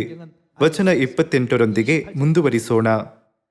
ಸಹೋದರರೇ, ನಾವು ಈಸಾಕನಂತೆ ವಾಗ್ದಾನದ ಫಲವಾಗಿ ಹುಟ್ಟಿದ ಮಕ್ಕಳಾಗಿದ್ದೇವೆ. ಆದರೆ ಪೂರ್ವದಲ್ಲಿ ಸ್ವಾಭಾವಿಕವಾಗಿ ಹುಟ್ಟಿದವನು ದೇವರ ಆತ್ಮ ಬಲದಿಂದ ಹುಟ್ಟಿದವನನ್ನು ಹಿಂಸೆಪಡಿಸಿದಂತೆಯೇ ಇಷ್ಮಾಯೇಲನು ಈಸಾಕನನ್ನು ಹೇಗೆ ಹಿಂಸೆಪಡಿಸಿದನೆಂದು ದಾಖಲಾಗಿದೆ. ದೇವರು ಇಷ್ಮಾಯೇಲನಿಗೆ ವಾಗ್ದಾನ ಕೊಡಲಿಲ್ಲ. ದೇವರು ಅವನು ಬಾಧ್ಯಸ್ಥನಲ್ಲ ಎಂದು ಹೇಳಿದರು. ಕಾರಣವು ಅವನ ತಂದೆ ಸ್ವತಂತ್ರ ಪುರುಷನಾಗಿದ್ದರೂ ಅವನ ತಾಯಿ ಸ್ವತಂತ್ರ ಸ್ತ್ರೀಯಾಗಿರಲಿಲ್ಲ, ಆದರೆ ಒಬ್ಬ ದಾಸಿಯಾಗಿದ್ದಳು. ತನ್ನ ಜನ್ಮ ಹಕ್ಕನ್ನು ಕಳಕೊಂಡ ಇಷ್ಮಾಯೇಲನು ಜನ್ಮ ಹಕ್ಕನ್ನು ಗಳಿಸಿದ ಈಸಾಕನನ್ನು ತೀವ್ರವಾಗಿ ಹಿಂಸಿಸಿದನು. 구박하고 핍박했습니다. ಆದರೆ ಪೂರ್ವದಲ್ಲಿ ಸ್ವಾಭಾವಿಕವಾಗಿ ಹುಟ್ಟಿದವನು ದೇವರಾತ್ಮ ಬಲದಿಂದ ಹುಟ್ಟಿದವನನ್ನು ಹಿಂಸೆಪಡಿಸಿದಂತೆಯೇ ಈಗಲೂ ಅದೇ. ಆದರೂ ಶಾಸ್ತ್ರವು ಏನು ಹೇಳುತ್ತದೆ? ದಾಸಿಯನ್ನು ಅವಳ ಮಗನನ್ನು ಹೊರಗೆ ಹಾಕು. ದಾಸಿಯ ಮಗನು ಧರ್ಮಪತ್ನಿಯ ಮಗನೊಂದಿಗೆ ಎಷ್ಟು ಮಾತ್ರಕ್ಕೂ ಬಾಧಿನಾಗಬಾರದೆಂದು ಹೇಳುತ್ತದೆ. 그런 적 형제들 ಸಹೋದರರೇ, 우리는 ನಾವು ದಾಸಿಯ ಮಕ್ಕಳಲ್ಲ, ಆದರೆ ಯಾರು? 어떤 자녀라고요? ಆ ಧರ್ಮಪತ್ನಿಯ ಮಕ್ಕಳೇ ಎಂದು ತಿಳುಕೊಳ್ಳಿರಿ. 자의 자녀니라고 했습니다. ಗಲಾತ್ಯದವರಿಗೆ ಅಧ್ಯಾಯ 4ರಲ್ಲಿ ಸ್ವತಂತ್ರ ಸ್ತ್ರೀ ಯಾರು? 뭐라고 했습니까? ವಚನ 26 ನೋಡೋಣ. 오직 ಆದರೆ ಮೇಲನ ಯೆರೂಸಲೇಮ್ ಎಂಬವಳು ಸ್ವತಂತ್ರಳು. ಸ್ವತಂತ್ರಲಾಗಿರುವ ಯೆರೂಸಲೇಮ್ ವಚನ 31ರಲ್ಲಿರುವ ಧರ್ಮಪತ್ನಿಯಾಗಿದ್ದಾರೆ. ಅಲ್ಲಿ ನಾವು ಧರ್ಮಪತ್ನಿಯ ಮಕ್ಕಳು ಎಂದು ಹೇಳಲಾಗಿದೆ. ಆದರೆ ಮೇಲನ ಯೆರೂಸಲೇಮ್ ಎಂಬವಳು ಸ್ವತಂತ್ರಳು. ಇವಳೇ ನಮಗೆ ಯಾರು? ತಾಯಿ. 이 마지막 ನಾವು ಪವಿತ್ರಾತ್ಮರ ಈ ಕೊನೆ ಕಾಲದಲ್ಲಿ ಈ ಭೂಮಿಗೆ ಬಂದಿರುವ ತಂದೆ ದೇವರು ಮತ್ತು ತಾಯಿ ದೇವರಲ್ಲಿ ಪರಿಪೂರ್ಣ ನಂಬಿಕೆ ಹೊಂದದೆ ನಾವು ಈಸಾಕನಂತೆ ವಾಗ್ದಾನದ ಮಕ್ಕಳಾಗಲು ಸಾಧ್ಯವಿಲ್ಲ. ನಾವು ಎಂದಿಗೂ ವಾಗ್ದಾನದ ಮಕ್ಕಳಾಗುವುದು ಇಲ್ಲ. 절대 약속의 자녀 될 수 없겠죠. ಪ್ರಕಟಣೆ ಅಧ್ಯಾಯ 22ಕ್ಕೆ ಹೋಗೋಣ. ಅಧ್ಯಾಯ 22 ವಚನ 17. 성령 ಆತ್ಮನು ಮೊದಲಗಿತ್ತಿಯು ಬಾ ಅನ್ನುತ್ತಾರೆ. ನಮಗೆ ಆತ್ಮನು ಮೊದಲಗಿತ್ತಿಯ ಕುರಿತು ಅನೇಕ ಅಧ್ಯಯನದ ಮೂಲಕ ಅವರ ಕುರಿತು ಚೆನ್ನಾಗಿ ಗೊತ್ತಿದೆ. ಆತ್ಮನು ತಂದೆ ದೇವರು ಮತ್ತು ಮೊದಲಗಿತ್ತಿ ಯಾರು? ತಾಯಿ ದೇವರು. ತಂದೆ ದೇವರು ಮತ್ತು ತಾಯಿ ದೇವರು ಬಾ ಅನ್ನುತ್ತಾರೆ. 아버지 ಅವರು ಮನುಕುಲವನ್ನು ತಂದೆ ದೇವರು ಹಾಗೂ ತಾಯಿ ದೇವರು ಇಬ್ಬರನ್ನು ನಂಬುವವರಿಗಾಗಿ ಇರುವ ಜೀವಜಲದ ಔತಣಕ್ಕೆ ಕರೆಯುತ್ತಿದ್ದಾರೆ. 들을 부르시고 계십니다. ಈ ಜೀವದ ಔತಣದಲ್ಲಿ ತಂದೆ ದೇವರನ್ನು ಮಾತ್ರ ನಂಬುವ ಜನರು ಎಂದಿಗೂ ಹೋಗಲಾಗದು, ಹಾಗೂ ತಂದೆ ಮತ್ತು ತಾಯಿ ಇಬ್ಬರನ್ನು ನಿರಾಕರಿಸುವವರು ಈ ಔತಣಕ್ಕೆ ಹೋಗುವ ದಾರಿಯೇ ಇಲ್ಲ. ಜೀವಜಲವನ್ನು ಸ್ವೀಕರಿಸಲು ಯಾರು ಮಾತ್ರ ಹೋಗಲು ಸಾಧ್ಯ? 겠습니까? 아버지 하나님 ತಂದೆ ದೇವರು ಮತ್ತು ತಾಯಿ ದೇವರು ಇಬ್ಬರನ್ನು ಒಪ್ಪಿಕೊಂಡವರು ಮಾತ್ರ ತಂದೆಯ ಧ್ವನಿ ಮತ್ತು ತಾಯಿಯ ಧ್ವನಿ ಕೇಳಿ ಅವರು ಜೀವಜಲವನ್ನು ಸ್ವೀಕರಿಸಬಹುದಾದ ಜೀವಜಲದ ಔತಣಕ್ಕೆ ಹೋಗಬಹುದು. ವಚನ 17ಕ್ಕೆ ಮತ್ತೆ ಹೋಗೋಣ. 성령과 ಆತ್ಮನು ಮೊದಲಿಗಿತ್ತಿಯು ಬಾ ಅನ್ನುತ್ತಾರೆ. ಕೇಳುವವನು ಬಾ ಅನ್ನಲಿ, ಬಾಯಾರಿದವನು ಬರಲಿ, ಇಷ್ಟವುಳ್ಳವನ್ನು ಜೀವಜಲವನ್ನು ಕ್ರಯವಿಲ್ಲದೆ ತೆಗೆದುಕೊಳ್ಳಲಿ. 라고 했습니다. ಆತ್ಮನು ಅಂದರೆ ತಂದೆ ದೇವರು ಹಾಗೂ ಮೊದಲಗಿತ್ತಿ ಅಂದರೆ ತಾಯಿ ದೇವರು ಮನುಕುಲಕ್ಕೆ ಬಂದು ಜೀವಜಲವನ್ನು ಸ್ವೀಕರಿಸಲು ಕರೆಯುತ್ತಿದ್ದಾರೆ. 신부 대신 누구라고요? 어머니 하나님. ತಂದೆ ಮಾತ್ರವಲ್ಲ, ತಾಯಿಯು ನಮಗೆ ಬರಬೇಕಾಗಿ ಕರೆಯುತ್ತಿದ್ದಾರೆ. 어머니께서 동일하게 지금 하고 계십니다. ನಮ್ಮ ತಂದೆ ಸ್ವತಂತ್ರರು ಮತ್ತು ತಾಯಿಯೂ ಸಹ ಸ್ವತಂತ್ರರು. ಆಕೆ ನಮ್ಮ ದೇವರು. 우리 하나님이십니다. ತಂದೆ ದೇವರು ಮತ್ತು ತಾಯಿ ದೇವರು ಪಾಪ ಹಾಗೂ ಮರಣಕ್ಕೆ ದಾಸರಲ್ಲ. 얘기입니다. ತಂದೆ ದೇವರು ಮತ್ತು ತಾಯಿ ದೇವರು ಸ್ವತಂತ್ರರು. ಅವರು ಪಾಪ ಹಾಗೂ ಮರಣದ ಸರಪಳಿಯಿಂದ ಬಂಧಿತರಲ್ಲ, ಆದರೆ ಅವರು ಕತ್ತಲಿನ ಶಕ್ತಿಯನ್ನು ಹೊಡೆದು ಹಾಕುತ್ತಾರೆ. 매여 ಅವರು ಯುಗ ಯುಗಾಂತರಕ್ಕೂ ಸ್ವತಂತ್ರರು. 그 죄와 사망의 어둠의 권세를 깨뜨리시는 영원한 자유자이십니다. ಸ್ವತಂತ್ರರಾದ ಅವರು ಈ ಭೂಮಿಗೆ ಬಂದಿದ್ದಾರೆ ಮತ್ತು ಅವರ ಪ್ರೀತಿಯ ತೋಳಿಗೆ ಹಿಂದಿರುಗಲು ಮನುಕುಲವನ್ನು ಕರೆಯುತ್ತಿದ್ದಾರೆ. ಯಾರು ಮಾತ್ರ ಜೀವಜಲದ ಔತಣಕ್ಕೆ ಹೋಗಲು ಸಾಧ್ಯ? ತಂದೆ ಮತ್ತು ತಾಯಿಯಲ್ಲಿ ವಿಶ್ವಾಸಿಸುವವರು ಮಾತ್ರ ಅಲ್ಲಿಗೆ ಹೋಗಲು ಸಾಧ್ಯ. 수 있다는 뜻 아니겠습니까? ರೋಮಾಪುರದವರಿಗೆ 8ನೇ ಅಧ್ಯಾಯ 16 ನೋಡೋಣ. 말씀 함께 보겠습니다. 성령님 ಪವಿತ್ರಾತ್ಮನೇ ನಮ್ಮ ಆತ್ಮದೊಂದಿಗೆ ಸಾಕ್ಷಿ ಹೇಳುತ್ತಾನೆ. ನಾವು ಯಾರೆಂದು ಪವಿತ್ರಾತ್ಮನು ಸಾಕ್ಷಿ ಹೇಳುತ್ತಾನೆ? ನಾವು ತಂದೆ ದೇವರ ಮಕ್ಕಳು ಮತ್ತು ಇನ್ನು ಯಾರದು? ನಾವು ತಾಯಿ ದೇವರ ಮಕ್ಕಳೆಂದು ಪವಿತ್ರಾತ್ಮನು ಸಾಕ್ಷಿ ಹೇಳುತ್ತಾನೆ. ನಾವು ದೇವರ ಮಕ್ಕಳಾಗಿದ್ದೇವೆಂಬುದಕ್ಕೆ ಪವಿತ್ರಾತ್ಮನೇ ನಮ್ಮ ಆತ್ಮದೊಂದಿಗೆ ಸಾಕ್ಷಿ ಹೇಳುತ್ತಾನೆ. ಮಕ್ಕಳಾಗಿದ್ದರೆ ನಾವು ಯಾರಾಗಿದ್ದೇವೆ? ಬಾಧ್ಯರಾಗಿದ್ದೇವೆ. ಅಬ್ರಹಾಮನ ಕುಟುಂಬದಲ್ಲಿ ಈಸಾಕನು ಬಾಧ್ಯಸ್ಥನಾಗಲು ಕೊನೆಯ ಷರತ್ತು ಏನಾಗಿತ್ತು? 최종의 조건은 어디에 있었습니까? ತಂದೆಯ ವಂಶದ ಪ್ರಕಾರವಾಗಿದ್ದರೆ ಈಸಾಕನು ಎಂದಿಗೂ ಬಾಧ್ಯಸ್ಥನಾಗಲು ಸಾಧ್ಯವಾಗುತ್ತಿರಲಿಲ್ಲ. 될 수 없었습니다. 아버지 ಎಲ್ಲವೂ ತಂದೆಯ ವಂಶದ ಪ್ರಕಾರ ನಿರ್ಧಾರವಾಗಿದ್ದರೆ ಈಸಾಕನು ಅಬ್ರಹಾಮನ ಬಾಧ್ಯಸ್ಥನಾಗುವ ಷರತ್ತನ್ನು ನೆರವೇರಿಸುತ್ತಿರಲಿಲ್ಲ, ಏಕೆಂದರೆ ಅವನು ಚೊಚ್ಚಲ ಮಗನಾಗಿರಲಿಲ್ಲ. 왜냐하면 장자가 아니니까. ಎಷ್ಟಾದರೂ ತಾಯಿ ವಂಶದ ಕಡೆಯಿಂದ ನೋಡಿದಾಗ ಈಸಾಕನು ಚೊಚ್ಚಲ ಮಗನಾಗುವನು. ದೇವರು ಇದನ್ನು ಸಾಧ್ಯವಾಗುವಂತೆ ಅನುಮತಿಸಿದರು. 내 안에 ದೇವರು ಅಬ್ರಹಾಮನಿಗೆ 들으라고 ನಿನ್ನ ಹೆಂಡತಿ ಸಾರಲು ಹೇಳುವುದನ್ನು ಕೇಳು ಎಂದು ಹೇಳಲಿಲ್ಲವೇ? ಪಿತೃಪ್ರಭುತ್ವ ಕಾಲದಲ್ಲಿ ಹೆಂಡತಿ ತನ್ನ ಗಂಡನಿಗೆ ಕಿವಿ ಕೊಡಬೇಕು. 남편의 말을 듣는 것이 당연한데 ಆದರೆ ಸಾರಳ ಕತೆ ವಿಭಿನ್ನವಾಗಿತ್ತು. 참 묘하게 이렇게 성경 속에 기록을 해 놓으셨습니다. ಸಾರಲು ಹೇಳುವುದನ್ನು ಕೇಳು ಎಂದು ದೇವರು ಹೇಳಿದ್ದಾರೆ. 결국 ರೋಮಾಪುರದವರಿಗೆ 8ನೇ ಅಧ್ಯಾಯ 16ರ ಪ್ರಕಾರ ನಾವು ದೇವರ ಮಕ್ಕಳೆಂದು ಪವಿತ್ರಾತ್ಮನೇ ಸಾಕ್ಷಿ ಹೇಳುತ್ತಾನೆ ಮತ್ತು ನಾವು ಮಕ್ಕಳಾಗಿದ್ದರೆ ಬಾಧ್ಯರಾಗಿದ್ದೇವೆ. ಆದರೆ ಬಾಧ್ಯರಿಗೆ ಯಾರಿದ್ದಾರೆ? ಅವರಿಗೆ ತಾಯಿ ದೇವರಿದ್ದಾರೆ. 계셔야만 되죠. ಅವರಿಗೆ ಸ್ವತಂತ್ರರಾದ ತಾಯಿ ದೇವರಿದ್ದಾರೆ. 계셔야 되는 것이 ವಚನ 17 ಮತ್ತೆ ನೋಡೋಣ. 자녀의 ಮಕ್ಕಳಾಗಿದ್ದರೆ ಬಾಧ್ಯರಾಗಿದ್ದೇವೆ. ದೇವರಿಗೆ ಬಾಧ್ಯರು, ಕ್ರಿಸ್ತನೊಂದಿಗೆ ಬಾಧ್ಯರು. ಹೇಗೆಂದರೆ ಕ್ರಿಸ್ತನಿಗೆ ಸಂಭವಿಸಿದ ಬಾಧೆಗಳಲ್ಲಿ ನಾವು ಪಾಲುಗಾರರಾಗುವುದಾದರೆ ಆತನ ಮಹಿಮೆಯಲ್ಲಿಯೂ ಪಾಲುಗಾರರಾಗುವೆವು. ನಮಗೋಸ್ಕರ ಮುಂದಿನ ಕಾಲದಲ್ಲಿ ಪ್ರತ್ಯಕ್ಷವಾಗುವ ಮಹಿಮಾ ಪದವಿಯನ್ನು ಆಲೋಚಿಸಿ ಈಗಿನ ಕಾಲದ ಕಷ್ಟಗಳು ಏನಾಗಿದೆ? ಅಲ್ಪವೇ ಸರಿ ಎಂದು ಎನಿಸುತ್ತೇನೆ. 우리에게 ಹೋಲಿಸಲು ಯೋಗ್ಯವಲ್ಲದ ಮಹಿಮೆಯು ನಮಗೆ ಕೊಡಲಾಗುವುದು ಹಾಗೂ ದೇವರು ನಮಗೋಸ್ಕರ ಆ ಹಾದಿಯನ್ನು ಸಿದ್ಧ ಮಾಡುತ್ತಿದ್ದಾರೆ. ಈ ಕೊನೆ ಕಾಲದಲ್ಲಿ ದೇವರು ಈ ಭೂಮಿಗೆ ಆತ್ಮನು ಮೊದಲಗಿತ್ತಿಯಂತೆ ಬಂದು ಮನುಕುಲವನ್ನು ಕಾಯುತ್ತಾ ಒಗ್ಗೂಡಿಸುತ್ತಿದ್ದಾರೆ. 또 모으시고 계시는 그러한 역사 속에 있습니다. ನಾವು ಶಾಶ್ವತ ಪರಲೋಕ ರಾಜ್ಯಕ್ಕೆ ಹೋಗಲು ನಾವು ಈಸಾಕನಂತೆ ವಾಗ್ದಾನಕ್ಕೆ ಹುಟ್ಟಿದ ಮಕ್ಕಳಾಗಬೇಕು. ಅದೇಕೆ? 1 ಯೋಹಾನ 2:25ರಲ್ಲಿ ದೇವರು ನಮಗೆ ಏನನ್ನು ವಾಗ್ದಾನ ಮಾಡಿದ್ದಾರೆ? 약속이 뭐라고 했습니까? ದೇವರು ನಮಗೆ ನಿತ್ಯ ಜೀವವನ್ನು ವಾಗ್ದಾನ ಮಾಡಿದ್ದಾರೆ. 있지 않습니까? ತಾಯಿ ದೇವರನ್ನು ವಿಶ್ವಾಸಿಸದವರು ವಾಗ್ದಾನದ ಮಕ್ಕಳಾಗಲು ಸಾಧ್ಯವಿಲ್ಲ. ಅವರು ನಿತ್ಯ ಜೀವದಲ್ಲಿ ಪಾಲ್ಗೊಳ್ಳಲು ಸಾಧ್ಯವಿಲ್ಲ. ನಾವು ನಿತ್ಯ ಜೀವದಲ್ಲಿ ಪಾಲ್ಗೊಳ್ಳದಿದ್ದರೆ ನಾವು ನಿತ್ಯ ಜೀವನ ರಾಜ್ಯವಾದ ಪರಲೋಕಕ್ಕೆ ಹೋಗಬಹುದಾ? 갈 수가 없겠죠.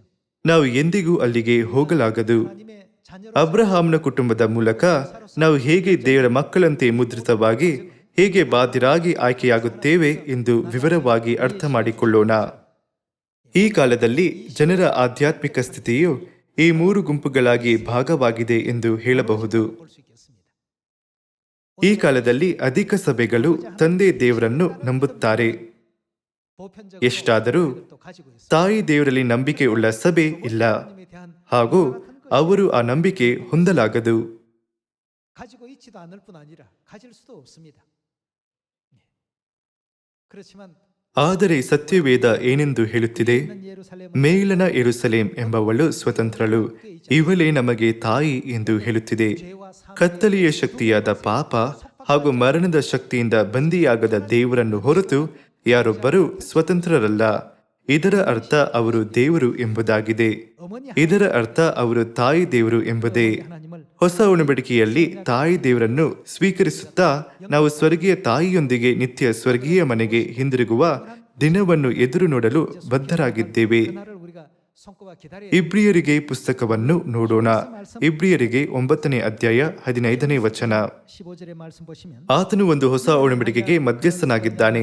ಮೊದಲನೆಯ ಒಡಂಬಡಿಕೆಯ ಕಾಲದಲ್ಲಿ ನಡೆದ ಅಕ್ರಮಗಳ ಪರಿಹಾರಕ್ಕಾಗಿ ಆತನು ಮರಣವನ್ನು ಅನುಭವಿಸಿದ್ದರಿಂದ ದೇವರಿಂದ ಕರೆಸಿಕೊಂಡವರು ವಾಗ್ದಾನವಾಗಿದ್ದ ನಿತ್ಯ ಬಾಧ್ಯತೆಯನ್ನು ಹೊಂದುವುದಕ್ಕೆ ಆತನ ಮೂಲಕ ಮಾರ್ಗವಾಯಿತು. 기업이라고 하는 ನಿತ್ಯ ಬಾಧ್ಯತೆ ಅಂದರೆ ನಿತ್ಯ ಪರಲೋಕ ರಾಜ್ಯದ ಬಾಧ್ಯತೆಯಾಗಿದೆ. ನಾವು ಅದನ್ನು ಹೊಸ ಒಡಂಬಡಿಕೆಯ ಮೂಲಕ ತಂದೆಯನ್ನು ಹುಡುಕಿ ತಾಯಿಯನ್ನು ಸಂಧಿಸುತ್ತಾ ಸ್ವೀಕರಿಸಬಹುದು. ಒಂದು ಸಾಮತಿಯಲ್ಲಿ ಸಾರಳನ್ನು ನಮ್ಮ ತಾಯಿ ಎಂದು ಕರೆಯಲಾಗಿದೆ. ಆದರೆ ಗಲಾತ್ಯದವರಿಗೆ ಅಧ್ಯಾಯ 4ರಲ್ಲಿ ಸಾರಳನ್ನು ಯಾರಿಗೆ ಹೋಲಿಸಲಾಗಿದೆ?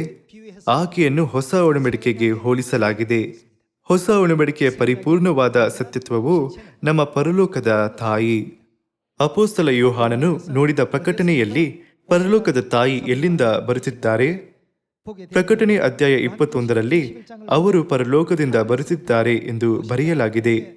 ಪ್ರಕಟಣೆ 21ನೇ ಅಧ್ಯಾಯ 9 ನೋಡೋಣ. 9절의 가르침을 함께 보시겠습니다. ಕಡೆ 7 ಉಪದ್ರವಗಳಿಂದ ತುಂಬಿದ 7 ಪಾತ್ರೆಗಳನ್ನು ಹಿಡಿದಿದ್ದ 7 ಮಂದಿ ದೇವದೂತರಲ್ಲಿ ಒಬ್ಬನು ಬಂದು ನನ್ನ ಸಂಗಡ ಮಾತಾಡುತ್ತಾ, ಬಾ, ಯಜ್ಞದ ಕುರಿಯಾದಾತನಿಗೆ ಹೆಂಡತಿಯಾಗತಕ್ಕ ಮದಲಗಿತ್ತಿಯನ್ನು ನಿನಗೆ ತೋರಿಸುವೆನು. ಯಜ್ಞದ ಕುರಿಯಾದಾತನು ಯಾರು? ಅವರು ತ್ರೈಕತ್ವದ ಪ್ರಕಾರ ತಂದೆ ದೇವರು. ಹಾಗಾದರೆ ತಂದೆ ದೇವರ ಹೆಂಡತಿ ಮದಲಗಿತ್ತಿಯಾದ ತಾಯಿ ದೇವರು ಆಗಿದ್ದಾರೆ. ಬಾ, ಯಜ್ಞದ ಕುರಿಯಾದಾತನಿಗೆ ಹೆಂಡತಿಯಾಗತಕ್ಕ ಮದಲಗಿತ್ತಿಯನ್ನು ನಿನಗೆ ತೋರಿಸುವೆನು ಎಂದು ಹೇಳಿ ದೇವರ ಆತ್ಮವಶನಾದ ನನ್ನನ್ನು ಎತ್ತರವಾದ ದೊಡ್ಡ ಬೆಟ್ಟಕ್ಕೆ ಎತ್ತಿಕೊಂಡು ಹೋಗಿ ಯೆರೂಸಲೇಮ್ ಎಂಬ ಪರಿಶುದ್ಧ ಪಟ್ಟಣವು ದೇವರ ತೇಜಸ್ಸುಳ್ಳದಾಗಿ ಪರಲೋಕದೊಳಗಿಂದ ದೇವರ ಕಡೆಯಿಂದ ಇಳಿದು ಬರುವುದನ್ನು ನನಗೆ ತೋರಿಸಿದನು. ನಿಮಗೆ ಗೊತ್ತಿರುವಂತೆ ಪ್ರಕಟಣೆ 21:16ರಲ್ಲಿ ಪರಲೋಕ ದೇಶದ ಯಾವ ಭಾಗವು ಯೆರೂಸಲೇಮಿಗೆ ಹೋಲಿಸಲಾಗಿದೆ? ಅದು ಉದ್ದ ಅಗಲವು ಅದರ ಎತ್ತರದಷ್ಟೇ ಇರುವ ಯೆರೂಸಲೇಮಿನ ಅದೇ ಆಕಾರವು ಭೂಮಿಯಲ್ಲಿರುವ ಮಹಾಪರಿಶುದ್ಧ ಸ್ಥಳಕ್ಕೆ ಹೋಲಿಕೆಯಾಗಿದೆ. ನಾವು ಸತ್ಯವೇದವನ್ನು ಸರಿಯಾಗಿ ಅರ್ಥ ಮಾಡಿಕೊಂಡಿದ್ದರೆ ನಾವು ಆತ್ಮನು ಮೊದಲಿಗಿತ್ತಿಯಾದ ತಂದೆ ದೇವರು ಮತ್ತು ತಾಯಿ ದೇವರ ಬಳಿ ಬರಬೇಕು ಎಂದು ದೇವರು ಹೇಳಿದ್ದಾರೆ. ನಾವು ಅದನ್ನು ಮಾಡಿದಾಗ ನಮಗೆ ನಿತ್ಯ ಜೀವಜಲವನ್ನು ದಯಪಾಲಿಸಲಾಗುವುದು ಮತ್ತು ನಾವು ನಿತ್ಯ ಪರಲೋಕ ರಾಜ್ಯಕ್ಕೆ ಬಾಧ್ಯರಾಗುವೆವು ಮತ್ತು ಪವಿತ್ರಾತ್ಮನು ನಮ್ಮನ್ನು ದೇವರ ಮಕ್ಕಳೆಂದು ಒಪ್ಪಿಕೊಳ್ಳುತ್ತಾನೆ. ಎಷ್ಟಾದರೂ ನಾವು ತಂದೆ ದೇವರು ಮತ್ತು ತಾಯಿ ದೇವರನ್ನು ಸ್ವೀಕರಿಸಲು ಸೋತರೆ ಏನಾಗುತ್ತದೆ? ನಾವು ದೇವರ ಮಕ್ಕಳೆಂದು ಪವಿತ್ರಾತ್ಮನು ಒಪ್ಪಿಕೊಳ್ಳುತ್ತಾರಾ? 하나님의 자녀라고 인정해 주시겠습니까? ಅವರು ಒಪ್ಪಿಕೊಳ್ಳುವುದಿಲ್ಲ. 결국 마지막 ಕೊನೆಯ ಅಂಶವು ಯಾರು? 누구였습니까? ತಾಯಿ ದೇವರು. 어머니 하나님의 ತಾಯಿ ದೇವರಲ್ಲಿ ನಂಬಿಕೆಯನ್ನು ಹೊಂದಿದವರು ಮಾತ್ರ ವಾಗ್ದಾನದ ಮಕ್ಕಳಾಗಲು ಸಾಧ್ಯ. 약속의 자녀가 되는 것이고 요한 ಪ್ರಕಟಣೆ 22ನೇ ಅಧ್ಯಾಯ 17ರಲ್ಲಿ ಬರೆದಿರುವಂತೆ ಆತ್ಮನು ಮೊದಲಿಗಿತ್ತಿಯು ಬಾ ಎಂದು ಕರೆದಾಗ ದೇವರ ನಿಜವಾದ ಮಕ್ಕಳು ಒಗ್ಗೂಡುವ ಕೊನೆಯಲ್ಲಿ ನಿತ್ಯ ಪರಲೋಕ ರಾಜ್ಯಕ್ಕೆ ಬಾಧ್ಯರಾಗುವ ಜನರಾಗಿದ್ದಾರೆ. 마지막 하나님의 참 자녀들이라는 사실을 성경이 또 알려주고 있습니다. ಏಷಾಯ ಅಧ್ಯಾಯ 60ರಲ್ಲಿ ಇನ್ನೊಂದು ವಚನ ನೋಡೋಣ. ವಚನ 1: ಏಳು, ಪ್ರಕಾಶಿಸು, ನಿನಗೆ ಬೆಳಕು ಬಂತು, ಯೆಹೋವನ ತೇಜಸ್ಸು ನಿನ್ನ ಮೇಲೆ ಉದಯಿಸಿದೆ. ಇಗೋ, ಕತ್ತಲು ಭೂಮಿಯನ್ನು ಆವರಿಸಿದೆ, ಕಾರ್ಗತ್ತಲು ಜನಾಂಗಗಳನ್ನು ಮುಚ್ಚಿದೆ. ನಿನ್ನ ಮೇಲಾದರೂ ಯೆಹೋವನು ಉದಯಿಸುವನು, ಆತನ ತೇಜಸ್ಸು ನಿನ್ನಲ್ಲಿ ಕಾಣಿಸುವುದು. ಜನಾಂಗಗಳು ನಿನ್ನ ಬೆಳಕಿಗೆ ನೆರೆಯುವರು, ಅರಸರು ನಿನ್ನಲ್ಲಿನ ಉದಯ ಪ್ರಕಾಶಕ್ಕೆ ಬರುವರು. ಹಾಗಾದರೆ ಈ ಕಾಲದಲ್ಲಿ ನಾವು ಖಂಡಿತ ತಂದೆಯ ಕುರಿತು ಸತ್ಯದ ಮಹಿಮೆಯನ್ನು ಬೆಳಗಬೇಕು.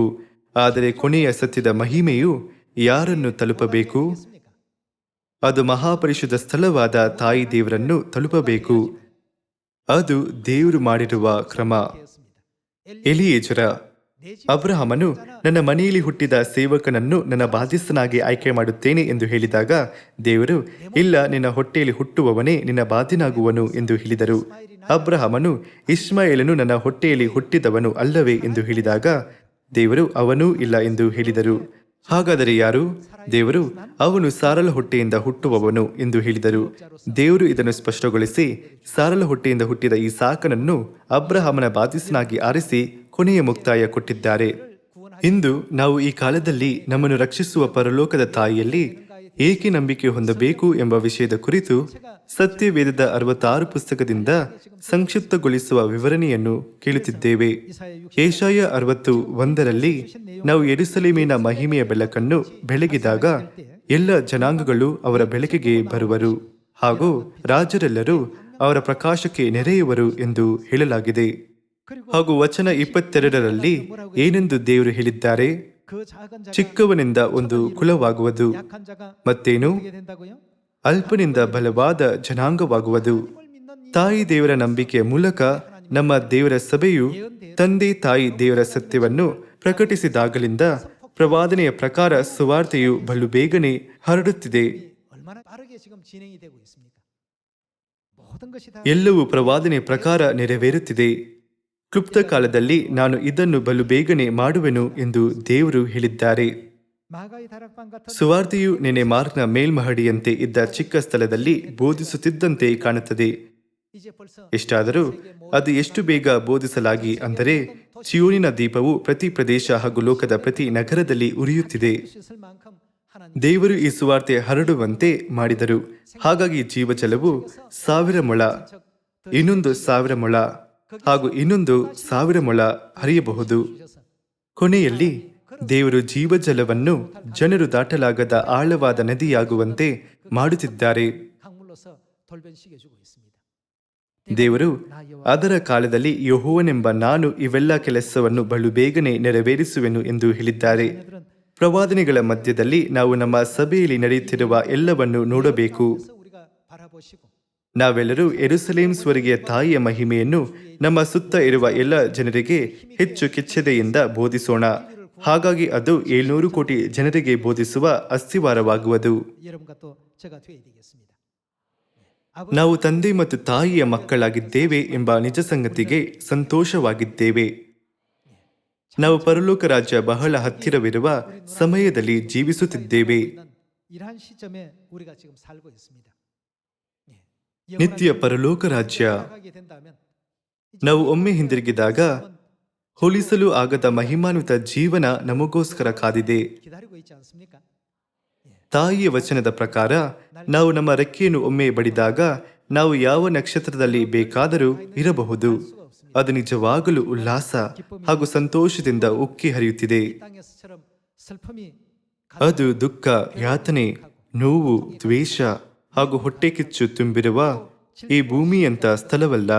이런 어떤 ನಾವು ನೋಡುವ ಎಲ್ಲದಕ್ಕೂ ಸಂತೋಷಿಸಿ ಎಲ್ಲದಕ್ಕೂ ಕೃತಜ್ಞರಾಗಿದ್ದು ಮತ್ತು ಎಲ್ಲದಕ್ಕೂ ತೃಪ್ತರಾಗಿರುವೆವು. 모든 것이 ನಾವು ಎಲ್ಲದಕ್ಕೂ ತೃಪ್ತರಾಗಿರುವುದರಿಂದ ನಾವು ಸಂತೋಷವಾಗಿರಲೇಬೇಕಾಗಿದೆ. 그냥 ನಾವು ಪರಲೋಕದಲ್ಲಿ ಆನಂದಿಸುವ ಸಂತೋಷವು ಬರೀ ಒಂದು ಮಾತಲ್ಲ, ಅದು ಯುಗ ಯುಗ ಯುಗಾಂತರಕ್ಕೂ ಇರುವುದು. ಅದನ್ನು 3 ಬಾರಿ ಹೇಳಲಾಗಿದೆ. ಅದು ಒಂದೇ ಸಾಲಿನಲ್ಲಿ 3 ಬಾರಿ ಇದ್ದರೆ ಅದಕ್ಕಿಂತ ಹೆಚ್ಚು ಇನ್ನೇನು ಇಲ್ಲವಾಗಿದೆ. 그럴 정도로 ದೇವರು ನಮಗೆ ಅಂತ ಮಹಿಮೆಯನ್ನು ಅನುಮತಿಸಿದ್ದರಿಂದ ನಾವು ನಮ್ಮ ಹೃದಯದಲ್ಲಿ ಯಾವಾಗಲೂ ಮಹಿಮಾನ್ವಿತ ಭವಿಷ್ಯವನ್ನು ಇಟ್ಟುಕೊಳ್ಳೋಣ.